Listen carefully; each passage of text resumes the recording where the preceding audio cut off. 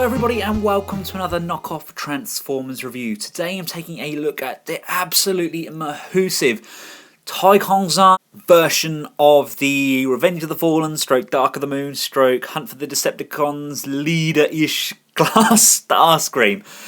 Wow, this thing is absolutely massive. Got it from Sirtoys, my recent unboxing. It's incredible, absolutely incredible. I can't big up this figure enough. The plastic quality is superb. It feels incredibly solid. I've heard nothing but good things about the Taikongzhans figures, but they just seem to be getting better and better. I got the Megatron as well, and this knocks the socks off it. The plastic quality is just very, very professional. I brought in a Joe here just to give you an idea of scale. I was initially going to buy this, and there's all lights mechanism and everything behind this cockpit here. I was going to remove it all and put a seat and that in there. But I think the Joes are probably just a little bit too big. But if you've got a Human Alliance figure, something that sort of size, or like a Dino Rider, something like that, they are going to fit in this a treat. And that would make a fantastic custom. Anyway, let's get the Joes out of the way and take a look at how good this actually is. Now, I was always a huge fan of how the jets actually looked in the movies. I think the way they're portrayed from the movie to the toy was actually really, really good. And the leader class Starscream figure, although I don't have him anymore, he was actually one of my favourite leader figures made. I just think the engineering behind him was really, really good. And the alt mode, as you can see, it's just incredible. It looks like a jet. I mean, you could quite clearly think this is a really big jet toy until you pick him up and look at the underside kibble. I mean, yes, okay, he's got legs hanging off him, but I could actually forgive that. I just think it looks so nice. And what a fantastic use of the G1 colours. I know they're not exactly spot on, but that definitely works for me. Now, my Starscream does come with sounds, although they are very, very different to what come with the original. It doesn't have any lights. I thought this thing was meant to flash and this was meant to flash. It may just be a faulty wiring in there. I'll have to have a look. But at the moment, it's...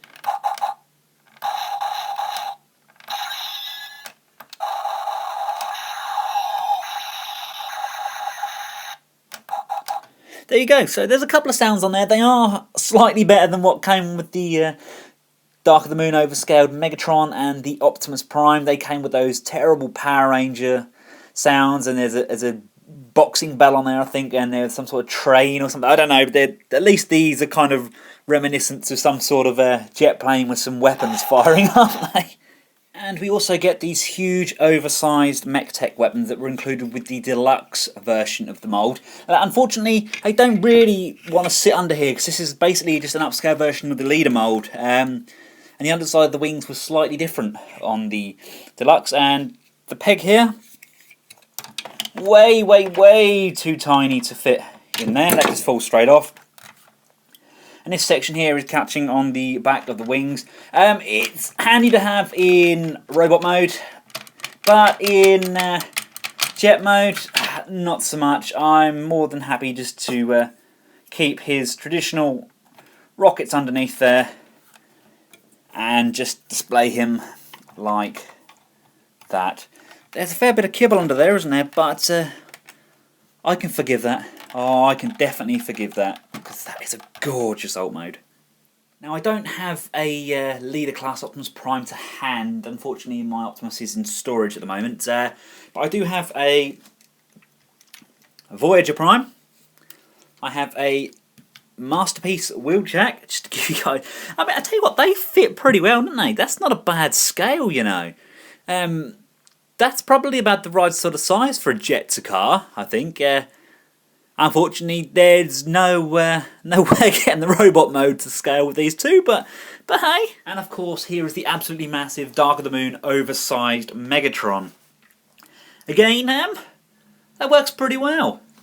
Being a oversized version of the leader class, you also get this nice little rocket launcher at the bottom here. Very nicely detailed. All those kind of soft plastic missiles on there. You can then get your rockets from the underside. Plug one of those in. It doesn't go fully in, it just goes that far. And then we press the trigger on the back here and woohoo! That's not at all a danger to anybody. Anyway, let's get this guy transformed. First step is we're going to push up all of the landing gear. Come around to this side, we flip up the landing gear on this side and on this side, like so. We then want to take this rocket launcher that's just pegged in with these two sections here, just wiggle those free. Wiggle, wiggle, wiggle. Come on. I'm unplugging everything at the moment, aren't I? I just tabbed in with two little holes just there onto these two pegs here. You need to untab these feet sections, which are just tabbed in. There's a tab here, holds into the underside of the foot. Just untab that on both sides. Then if you just come around to this underside section here, this tabbed in at here and the same on the other side, just pop that out. Like so, that brings this whole underside section down. Next step, you want to get the leg, rotate it all the way around on this joint here. Come to the foot section, and where you've got this blue bit here, you want to pull that blue section forward. Oh, really, really stiff joints on this. Oh, there we go. You can now bring this section forward like so. That fills out the front of the shin.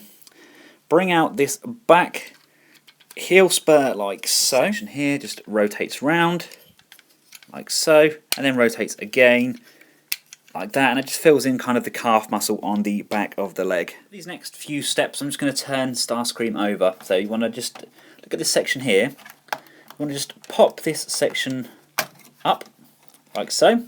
Do the same on this side. Don't worry, they're on a ball joint there. That does have a tendency to pop off because it's just a rubber ball. Again, just pop this section up. And with these wing sections here, once we pull those out, they are spring-loaded. They will just flip over. So pop that section out, give it a little tug, and let it flip back over like so. From this position, if you flatten, this section should just pull up. Come on, up you come. There we go. As you bring that up, flatten these out, and that's going to lay across the top of the body on a double hinge, just like so. Now these two sections here, they are on a kind of double hinge. What you want to do, you want to rock that hinge down, like so. So it's now facing downwards. If I do the same on the other side, that allows for good clearance when we get these arms out. Right, come around to the arms. They're on a slider, so one goes up, one goes down, like so. Otherwise, you will never, ever get those apart. But once they're untabbed, you can just bring those round. That really nice clicky joints. Flipping Starscream back over, you can already see this is going to be absolutely massive. You want to grab these joints here, and you want to flip those out like so. There are these small sections just on here. You want to pull that up, lift it up so it comes fully round, just pop it back down slightly. Do the same on this side, so just pull that section up, lift it up to give it clearance, rotate it round, and then pop it back down again. If you look at the actual arm sections, they are on the kind of swivel hinges like we had with the side pods. So what you want to do, you want to swivel that forward and in. So that's going to give you clearance, so it clears this entire chest section. Just do the same on this side, bring it forwards and in.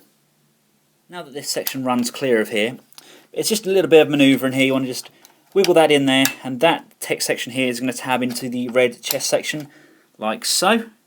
Coming round to the top section again, you want to lift up the cockpit slightly, and that flips up this section here. Unfortunately, that doesn't make that transforming sound that we used to get with the original version of the toy. Now that this cockpit section is freed up, you can now pull this section forward. That's on a rocking hinge.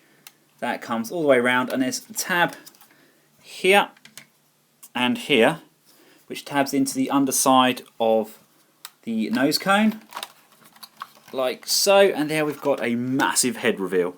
This is where we take this midriff section. This section here is going to go backwards, and then this bottom section is going to go forwards. As it collapses, the nose cone goes through the hole in the crotch. And as that section goes through, what you want to do, I want to just push these together, and there we go, that locks that section into place in there. These back tail fins up like so, and up like so, and this back section here, just push that in and back against the back of the head like so. Lastly, we can just bend the arms, come round to the hands, fully extend the hands, and just flick out the fingers. There he's got those really almost skeletal hands. And there he is in robot mode. He looks good. He looks really good. Love the colours on this guy. Don't get me wrong, he's not perfect. The joints could do with being a little bit tighter. He's known to using his chicken leg stance, but he's very, very top heavy, and because they've used a very, very heavy plastic, they don't seem to really reinforce any of the joints. They're about the same sort of torque as the original joints, and it's just little bits like that which would have made this absolutely perfect. Now, of course, he does still have his gimmicks. So you press the lever, and we have missiles coming off this arm. And if we come round to this side, we press the lever, and we have the Gatling guns coming off this side. The arms do still freely move, and you've got this kind of piston motion underneath there. They basically got everything from that leader mode that they possibly could. No additional sounds in robot mode. You can reach over and press the button for his jet sounds. I think my batteries might nearly be dying because I can just about see there's some flashing lights inside there, but none of it seems to be going through to his head or his chest section. It's just a matter of getting this guy to balance. This back kibble section doesn't want to really stay in place. It does flop down slightly and then puts extra pressure on these big old chicken legs of his. But all in all, I don't mind displaying this guy with a stand, maybe getting a small metal stand, just slide it underneath his waist there just to hold him up, because he looks fantastic in bot mode.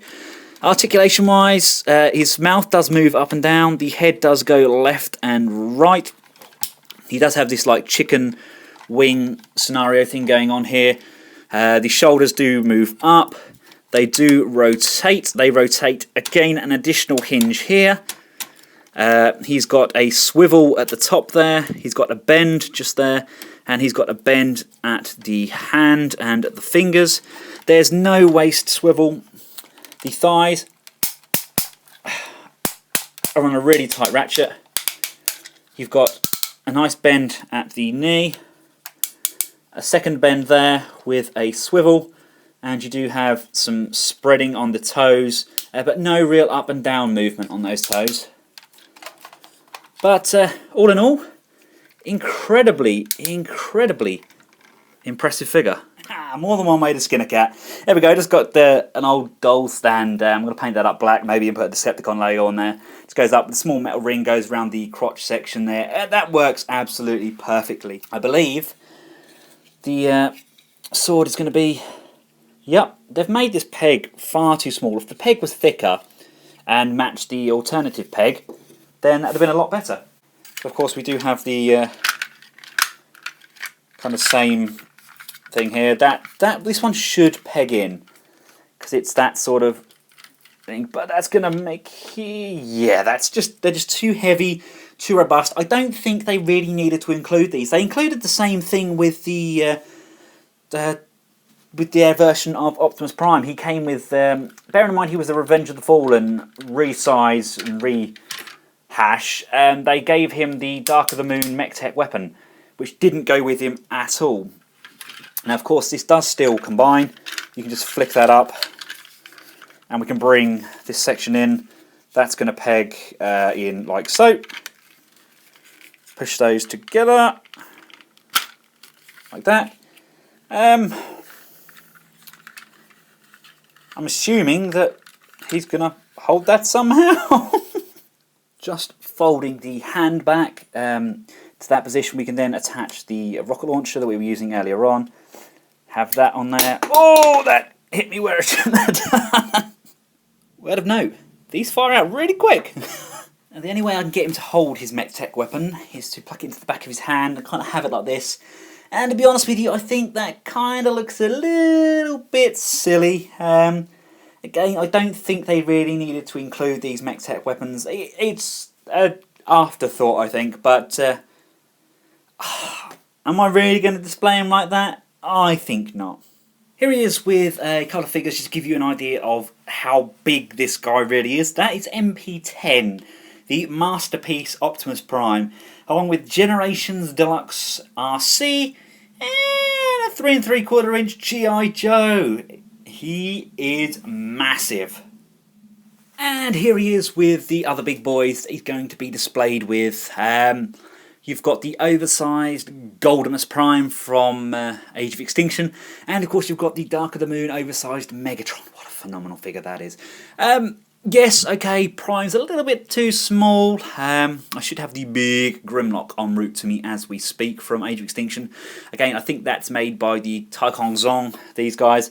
So it's going to be that high quality plastic. But all in all, these guys are going to look fantastic displayed together on my shelves. So, yeah. Okay, yes, he's a little bit wobbly. His joints aren't quite as tight as they should be. But all in all, he is well worth the money and a fantastic display piece. From myself and Oversized Dark of the Moon Rise of the Age Extinction Starscream guy. Until next time, thanks for watching. Goodbye.